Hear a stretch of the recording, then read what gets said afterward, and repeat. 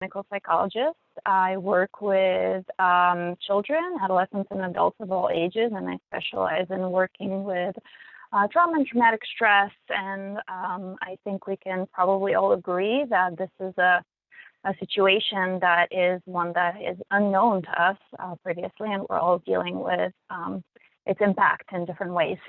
I don't want to call it a traumatic situation for everyone, because I do think that some people are coping better than others, but it's certainly a situation that is very difficult and stressful. So today, I was invited, which I'm very grateful and touched by this invitation, to talk to you a little bit about children and families and how we're coping, how we can help and support kids in their mental health and in harnessing their resilience in dealing with everything going on around us, between the anxiety that comes with worrying about health and the health of family members, the education about how to keep ourselves safe, and then also I think just the social isolation that our kids are experiencing and the loss of community. So I kind of played with words here, so I'm going to share my screen so you all can see. There are some visual parts to my presentation today. So my presentation is called Home Not Alone, Family Resilience During Quarantine, and I'm going to start with talking a little bit about children's experiences, children of different ages, and I'm going to talk about Erikson's stages of development, which I'm hoping will give you a nice framework to think about kids of different ages and how they might be impacted by COVID, and take what serves you from this presentation and leave what doesn't, or keep it somewhere in the back of your mind for when it might be useful to you. And then I'm going to talk about some general ideas about how to help kids and families and what your role is in supporting kids' mental health. So quarantine presents a lot of challenges. Kids of different ages, of different developmental stages, have different needs and will be affected by all of this differently. And then, of course, on top of all of that is the fact that a lot of us are working from home, which makes things very difficult, or can make things very difficult. We also are dealing with a complete change, I think, in our spatial orientation, so to speak. So our worlds have shrunk quite a bit, and our children's worlds have shrunk quite a bit, and we have to work extra hard to keep those worlds, to keep them, maybe if they're not expanding, which ideally we would want to, at least on the same level as before. So as you can see in this little map, I really like this because it kind of really shows how our world has just shrunk to the confined space of our homes.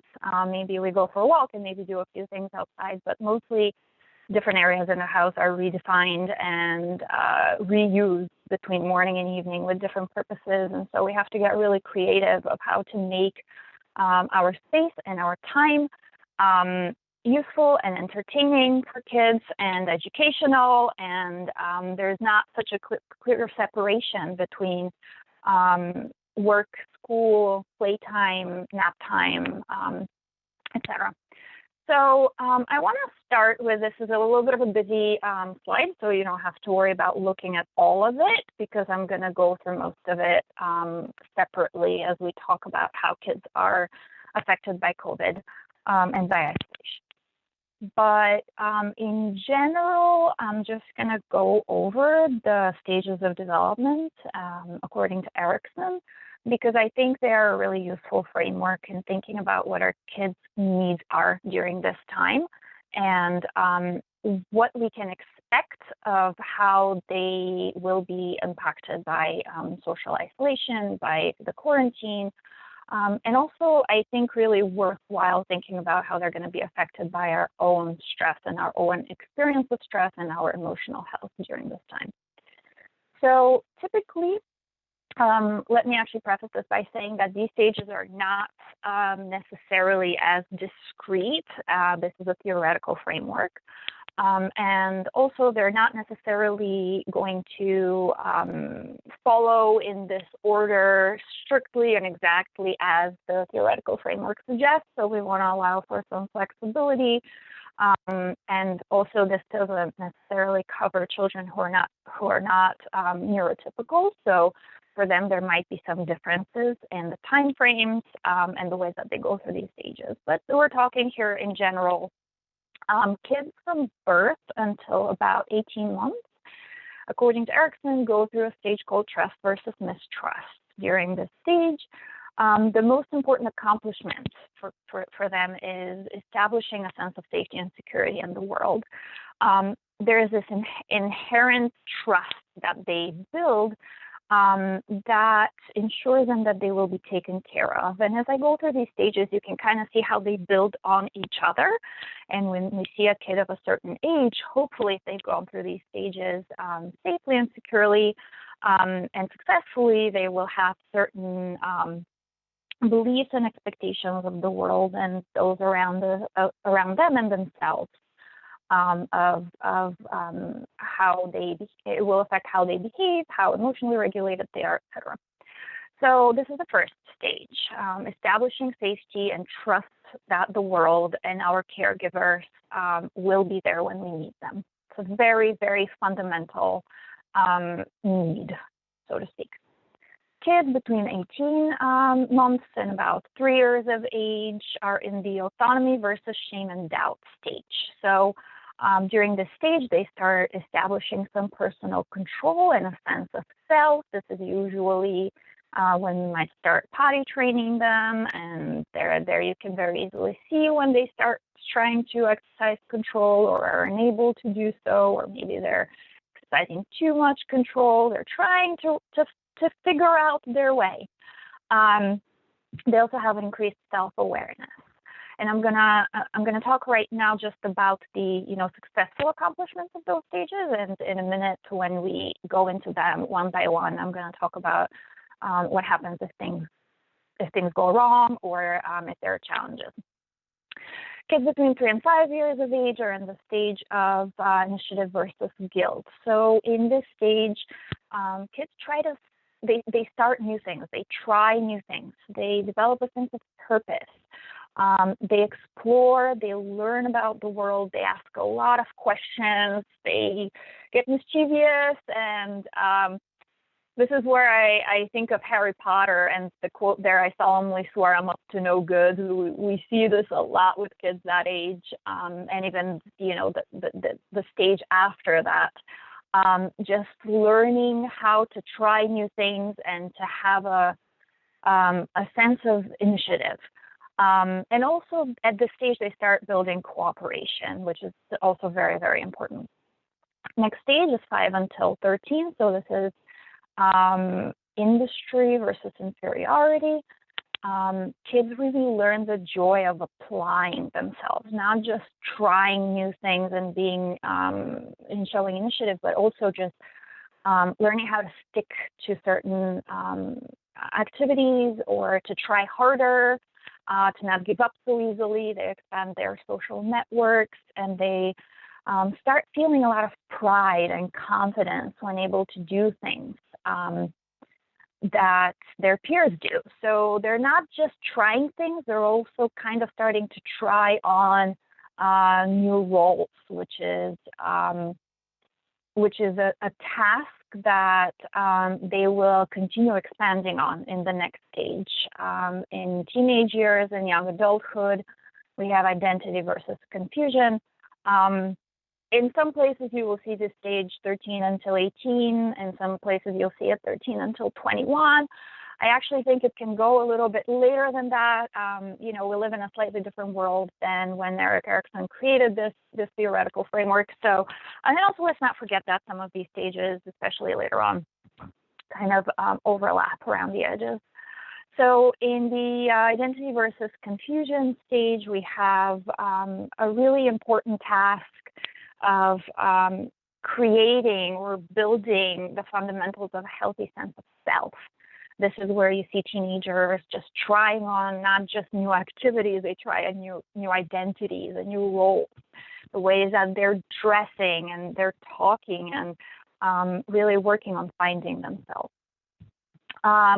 They also begin to develop professional and sexual identities in a way that are more visible to the world, and cultivating principles and beliefs, these guiding beliefs for the rest of their lives.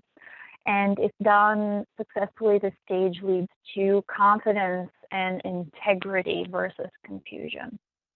I'm not going to touch so much on the later stages, since the purpose today is to talk about kids, but I think they're important to keep in mind because likely if you're a parent, you are in some of those stages. You're either in the next stage, which is intimacy versus isolation, or the stage after that, which is generativity versus stagnation. If you're grandparents, you are probably likely in the next stage, which is integrity versus despair. The age ranges there, I think, could be very variable, so don't get kind of hooked on the actual ages that the theoretical framework suggests. As I said, we live in a slightly different world at the moment than when this was created, but I think they're important to think about conceptually. And for yourselves, in the intimacy stage as parents, I think right now a big challenge is spending time together with your partners, with your spouses, with our other loved ones, creating a sense of intimacy. I mean, I have so many parents these days and couples tell me that they actually haven't had any time to talk to each other, let alone be physically intimate since the quarantine started. There hasn't been a date night because we're home all the time with the kids and there's no separation. So how that affects you will have an impact also on how you're, with your kids. And then generativity in terms of creating a legacy. Generativity has to do with connections with society and community. We're losing some of those connections, or we're feeling challenged in maintaining those connections. So I think that could be something to think about too, how that's affecting you and how you're coping with that is affecting your family life. So let's go through some of these stages a little bit more in depth and to look at how COVID has affected potentially or can affect our kids and what we can do about it.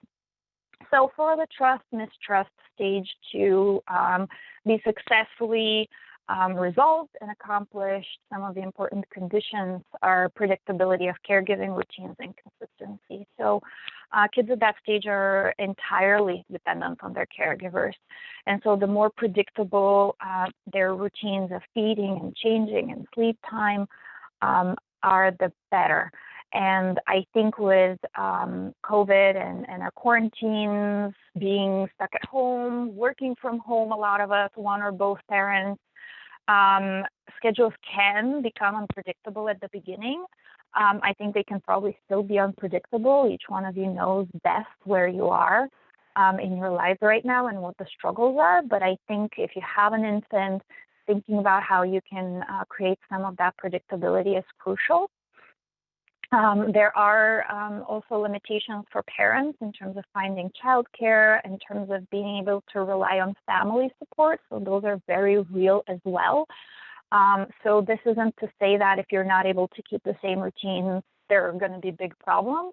It's just to kind of maybe gently direct your attention in that area. And if there are things that can be problem solved, or brainstormed around, that would be a good thing. But of course, recognizing the fact that stress is very high. And so some routines are important. Sometimes it's also important to be flexible, and I'm going to talk about that a little bit later. I think it's crucial also still for parents because, again, kids are so dependent at that age, to really keep in mind our own anxiety and our own emotional health. I think we can feel disappointment. Some first milestones will be met, and we might not be able to celebrate with family. So adapting to that, inviting people to Zoom calls. And I think we're probably all of us zoomed out at this point, but maybe selectively picking and choosing when and how to receive that support to the degree that you have control. If that helps your own mental health, it will be helpful for your kids as well. Next stage. So we talked about autonomy versus shame and doubt. So in order for kids to accomplish that, some of the important conditions are caregiver patience, encouragement, and tolerance of rejection. That last one is extremely important. This is the time when kids start trying to be autonomous. So you might get a whole lot of, mommy, daddy, I want you, no, go away. I want to try this on my own, but then I scrape my knee and I come running to you. And I think it's easy to fall into kind of struggling with feeling rejected sometimes, because kids are not going to, they still need you as much, but sometimes they might kind of give you the cold shoulder and they go and they explore more. So it's really important right now, especially as we're more stressed out, to remember that their perceived rejection at that moment doesn't mean that they don't love you or they don't need you. I think balancing parents needing privacy for work can be difficult here, because kids do want closeness and contact. I've had some scenarios in which, for example, one parent is working from home, which is not typical.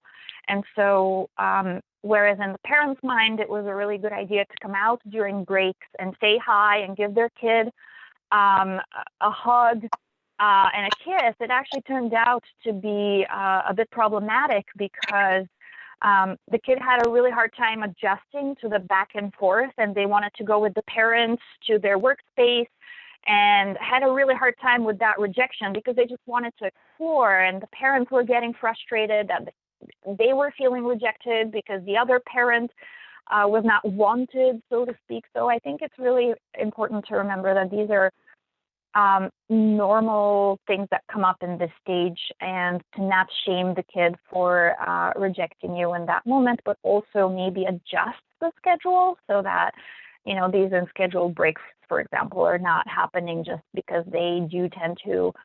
Maybe that's not the case for you, but I've seen it happen quite a few times at this point.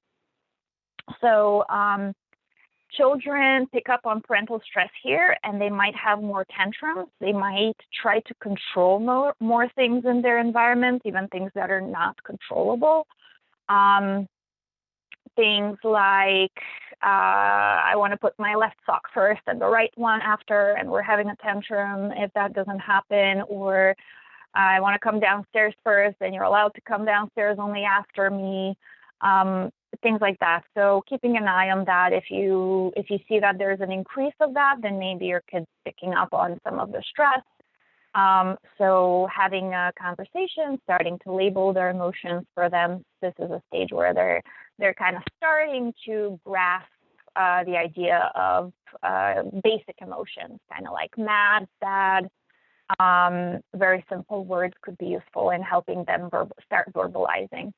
And of course, for yourself to kind of keep an eye on your own stress. And that, I think, is a theme that's running through this presentation, that we're just, you know, as a parent, you're the one who's, if you need an oxygen mask first, that's really important so that you can then help them. Next stage, 3 to 5 years, approximately, initiative versus guilt. So the important conditions here are the ability to try on new roles and to experiment and to ask questions. Kids start learning about social acceptability, so things that are appropriate to do, not appropriate to do, and appropriate guidance around these things. So I think during quarantine, the way that COVID is interfering is kids can feel very discouraged to explore, simply because we can't go places, we can't try on new things. So we have to really get creative here about what new things can be offered, new ways of learning. I think it's difficult too because they're starting to maybe communicate with their pre-K teachers via Zoom or via technology, so that could be challenging as well. So again, it kind of falls on the caregivers to get really creative and really encourage initiative, because kids might start showing their initiative in ways that are not necessarily very helpful in the household, so to speak, just because of how confined they are and how few options there are. One thing to remember here is that overly controlling them might lead to feelings of guilt. At this age, kids are very sensitive to upsetting their parents and really very readily assume guilt and blame for parents being upset. So it's important to explain to them reasoning for why they might be hearing, no, we can't do this, and that's not allowed, so as to not create that inherent sense of feeling guilty when I try new things.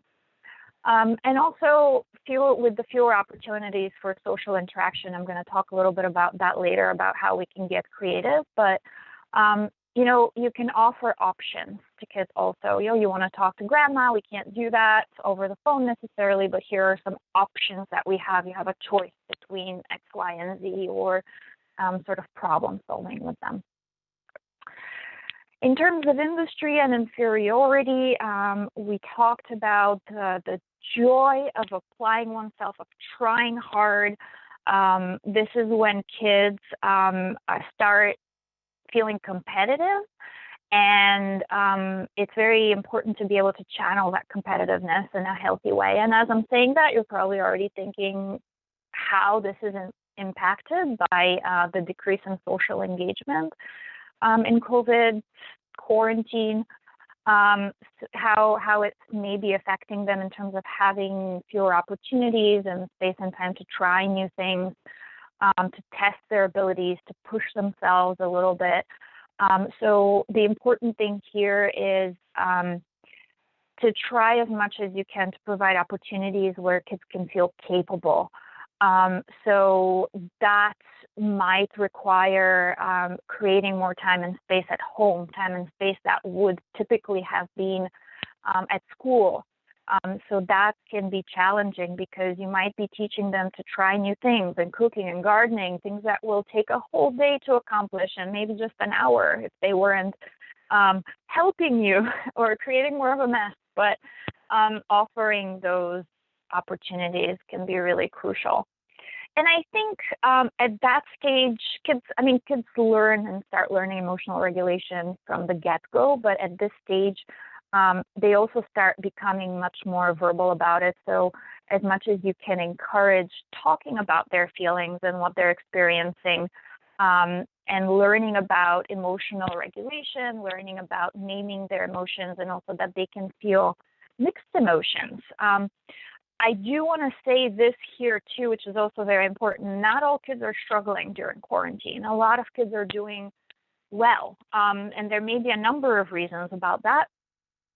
Some kids do better because they have social anxiety, and when they're home, they don't have to face that at school. Some kids do better because maybe there was bullying at school, and they don't have to experience that or fear that. And some kids do okay either way because they're just very adaptable or have a very big imagination and an imaginary world that can entertain them, or they're bigger bookworms and they're just enjoying this. So this doesn't have to mean that things are really always going to be really difficult, but it's just something to think about, how to encourage these inherent needs for kids at these various stages.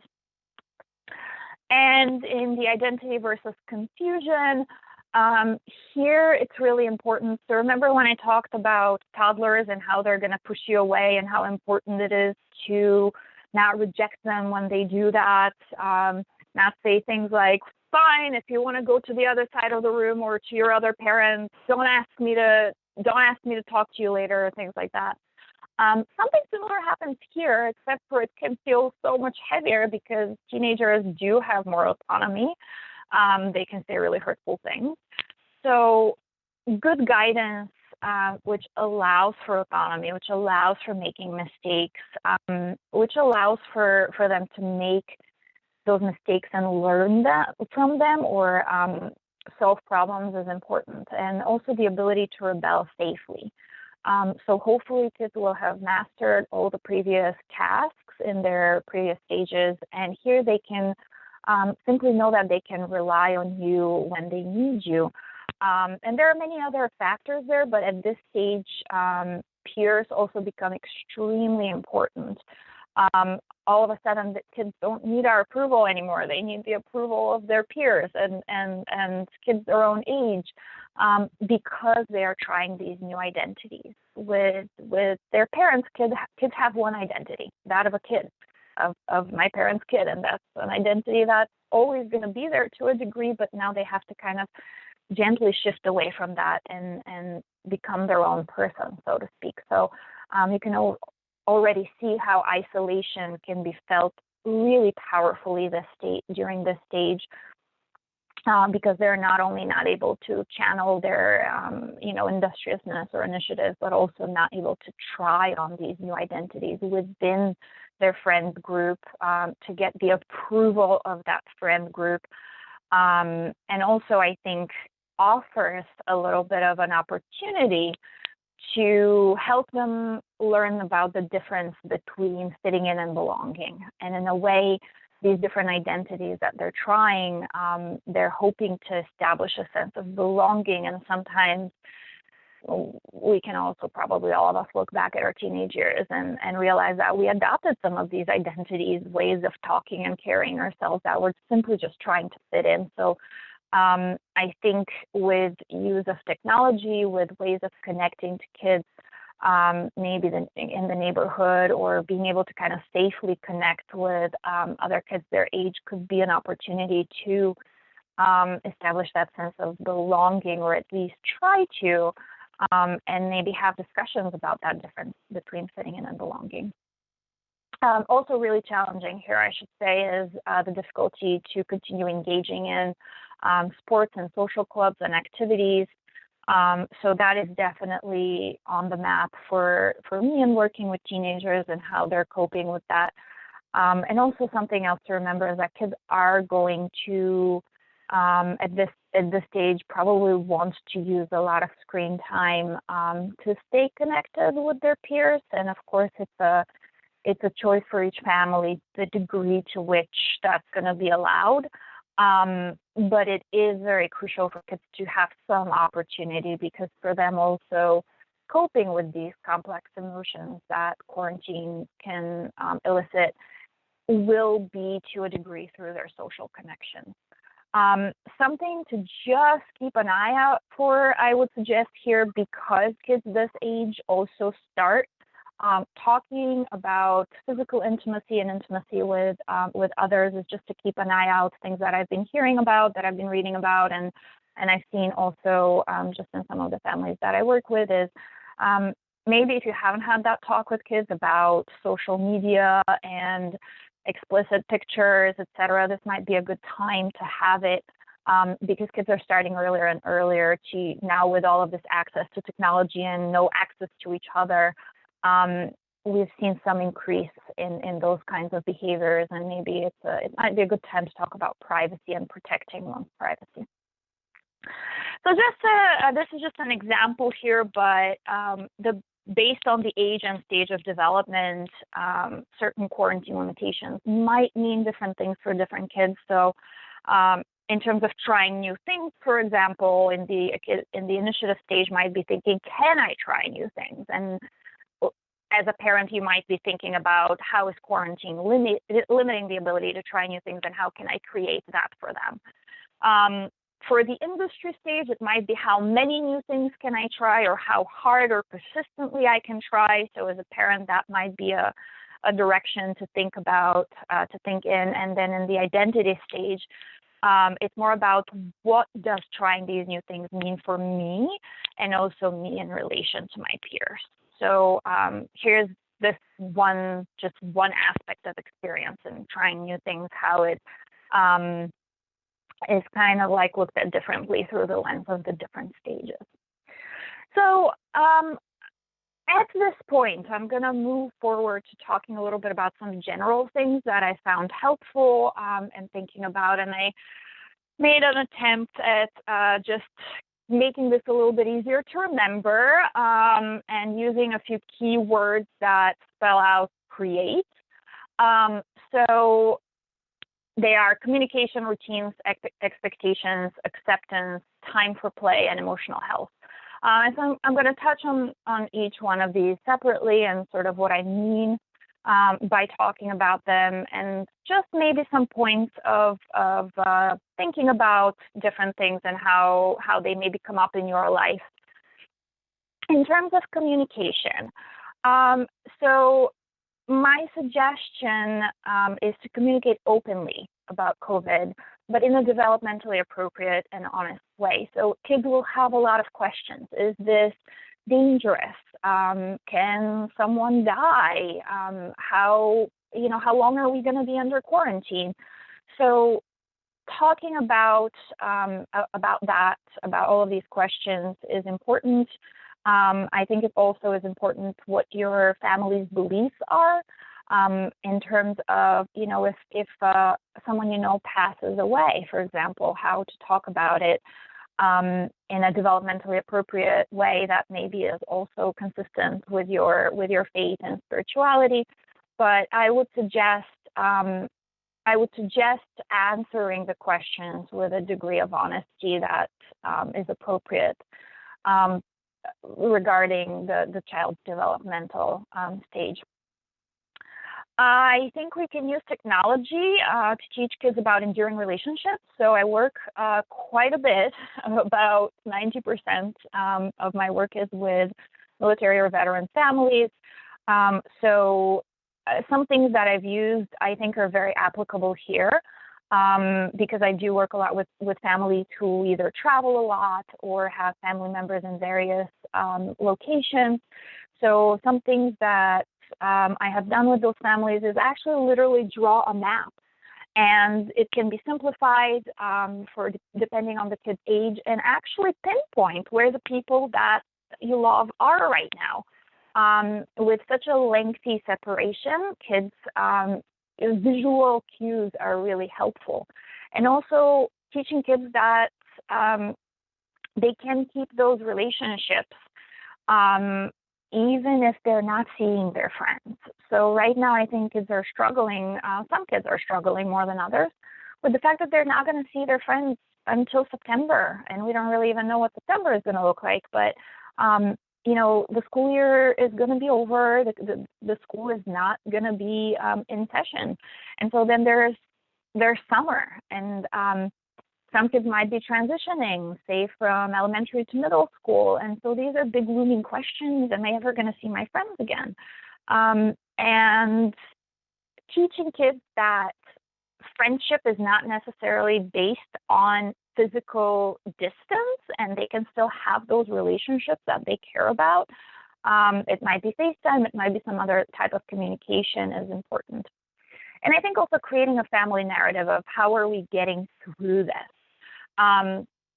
This is just an example, but with a family that tends to move a lot, I've worked with and creating a family narrative of we're nomads or we're gypsies, but we stick together no matter how many places we go to. Here, something else might apply, that, use your favorite fairy tale story or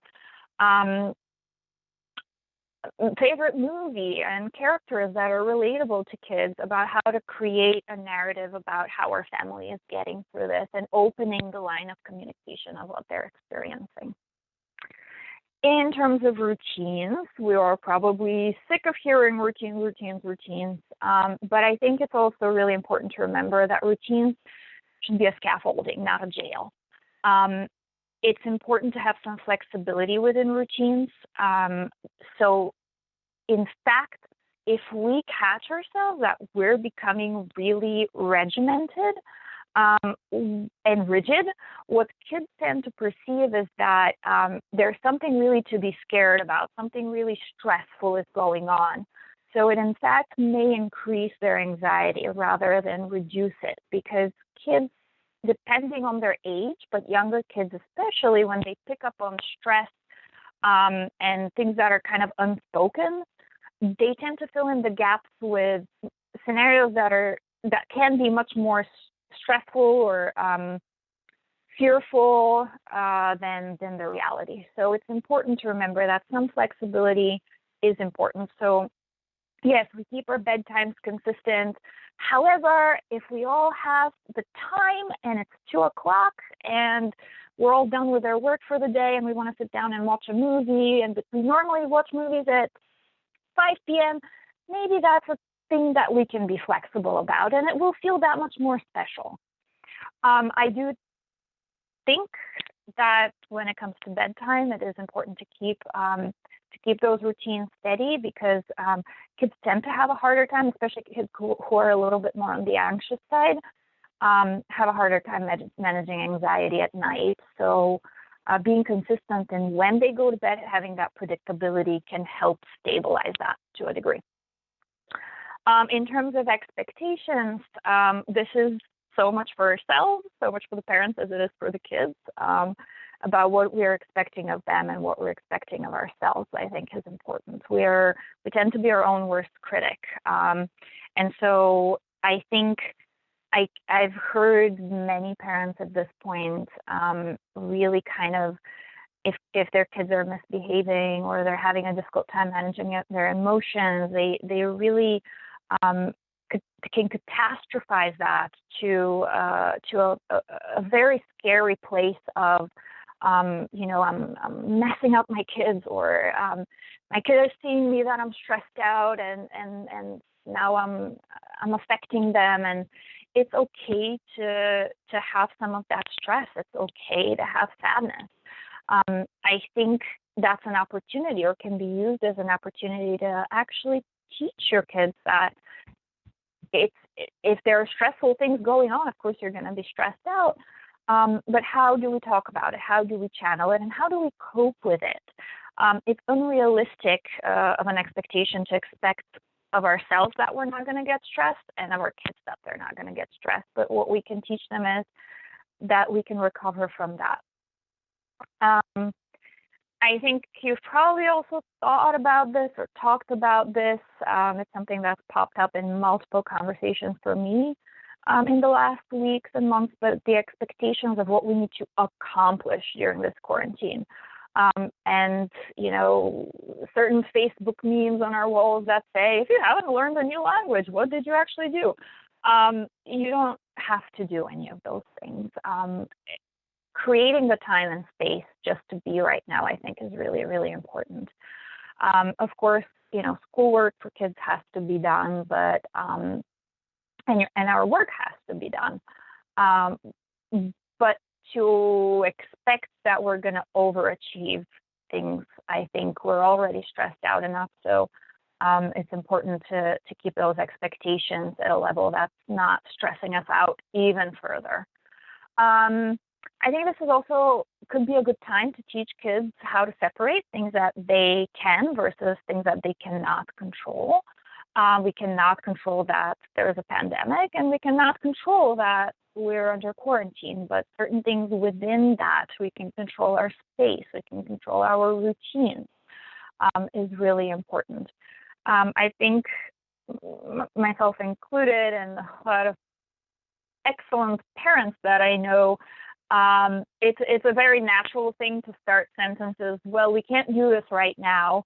And just as a note to self, I know it might be useful to kind of try to shift that language a little bit more to a word of praise first. It's really cool that you want to do this right now. I so appreciate your initiative. However, right now the choices are this or this. And that starts off the interaction in a positive way, and offers choices, which then helps kids feel somewhat in control, rather than that, that crushed facial expression that we can often get as soon as we say we can't do this right now. So that's something to think about. In terms of acceptance, it's a word that gets thrown around quite a bit. I actually think that the concept of acceptance is a really, really important one. It doesn't mean that I approve of what's going on. It doesn't mean that I am happy about it. But it does mean being able to acknowledge that is happening, and then find a course of action that's appropriate to what's happening. So this is there are very few equations, so to speak, in psychology, but it's one of my favorite ones that says acceptance equals sadness plus relief. Sadness, because we might not be very happy about what's going on. As a matter of fact, if we were happy, we wouldn't have to practice acceptance. We would just be happy. But being able to acknowledge the sadness, or maybe frustration, or maybe fear or worry, and then relief, because the relief piece, when we really truly accept something, is that wave of knowledge that we don't have to keep hitting our head against the wall, telling ourselves this isn't happening, right? We've all had those moments. This can't be true. This can't be happening. So once we feel that relief, we don't have to do that anymore. We don't have to fight something that already is there, whether or not we're fighting it. We can then allow ourselves to approach the problem with more creativity and perspective of, this is happening now, what do I do? And I borrowed this from my colleague, Dr. Deborah Heiser, and she allowed me to use this today. I'm very grateful. But I think it's important, it can be helpful to frame for kids what's going on right now, not as the new normal, but maybe as a for now normal, or this stage. Because the new normal really kind of makes us think about a before and after. And if the before was what we remember and the after is after quarantine, it kind of sets the stage to feel a lot of despair about what's going on right now and the before never returning. I think it's very plausible that our lives will be different even after the pandemic has passed, whenever that is. Technology has certainly changed and will probably continue changing. Some services and how they're being delivered might change. But this is a for now normal, that things are not going to be this way forever. We're not going to be separated from our loved ones forever.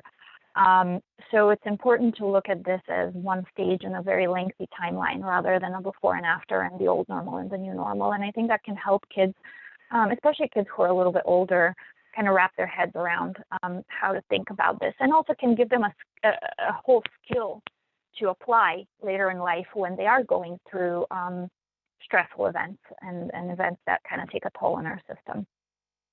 And I think it's also having acceptance of what's going on allows us to create a new narrative. So how we narrate what's going on is important. And if they keep hearing from us constantly that this is so stressful, this is so unbearable, this is the worst, that's how they're going to think about it too. And I've been just so amazed by a lot of people and the creativity that they showed from the get-go. Birthday parades and birthday floats and Zoom meetings with hiring llamas and ghosts. And yes, that exists. If you haven't done it, you can pay to have a ghost come to your birthday Zoom meeting, for example. Those are the amazing things that we can highlight, and creating that narrative. For example, I know multiple people at this point who have adopted a puppy or a kitten. Maybe they didn't want to before because there was never enough time in the house to do that. But this is a wonderful opportunity, if that's something that you've been thinking about, to both teach your kid responsibility, because you really are there, and you don't have to worry about what they do when you're at work, if you're working from home. And having that new narrative. So now this might be the time that a year or two later, your kid is going to remember not this awful heavy time that we were under quarantine, but they're going to remember, we did have to sacrifice some things, but we got this new puppy. And so that creates a new narrative, and how we narrate our life does matter. And hopefully we can allow for some more one-on-one time. I know that people who have a lot of kids, say 2, 3, 4 kids, it's difficult to have one-on-one time. So if in some way that's possible to do now, I know a lot of families have returned to having dinners together because they weren't able to do that because of having different work schedules. And so those are some of the positives, I think, that can help us make meaning of what's going on. Of course, we don't like the fact that this is happening, But if we accept that it is happening, then we can create some sort of meaning and show our kids how they can do that too. Time for play. I think this could not be more important. Creating space for playfulness, for feeling carefree is extremely important, especially for kids. One of the strengths that kids have that's inherently there is that they can dwell in different worlds at the same time, especially kids who have more developed imaginations. But for most kids, this is true, that in time of play, they learn how to emotionally regulate themselves, how to sort of absorb reality and try different roles and try different ways of coping. So creating that space for them, and by the way, also for ourselves, is extremely important and can be really helpful in introducing some lighthearted moments. This is a quote that I particularly like, and I believe it was from Socrates, so way back when. And it says, to truly leap, you must learn how to use the ground as a springboard and how to land resiliently and safely. It means to test the leeway allowed by given limits, to outdo, and yet to not escape reality. And especially now when reality can be difficult and we are in a reality that we're not particularly liking, play allows for that time and space to both be in this reality and learn how to, in a healthy way, disconnect from it when it serves us to cope in a healthy and productive kind of way. And I absolutely think that this applies for adults of all ages. Play is important. One thing actually to remember here I want to mention is being a trauma psychologist. Hopefully none of you will see this, but the reality of it is that some of you probably will. Kids who do feel the heavy burden of stress, traumatic stress, might seem a little less able to play creatively or imaginatively, might seem a little bit more rigid or repetitive in their play. So if you're noticing some of that happening, it's probably worth a little bit more exploration and discussion about how they're dealing with stress. And in general, if kids who had gone through some of their developmental milestones and they start regressing. So, for example, a kid who was talking all of a sudden starts exhibiting some paucity of speech, for example, or a kid that was potty trained start needing diapers again. Those might be signs of some that your kid is maybe stress is taking a toll. So that's not necessarily saying that that's a huge deal. It can be.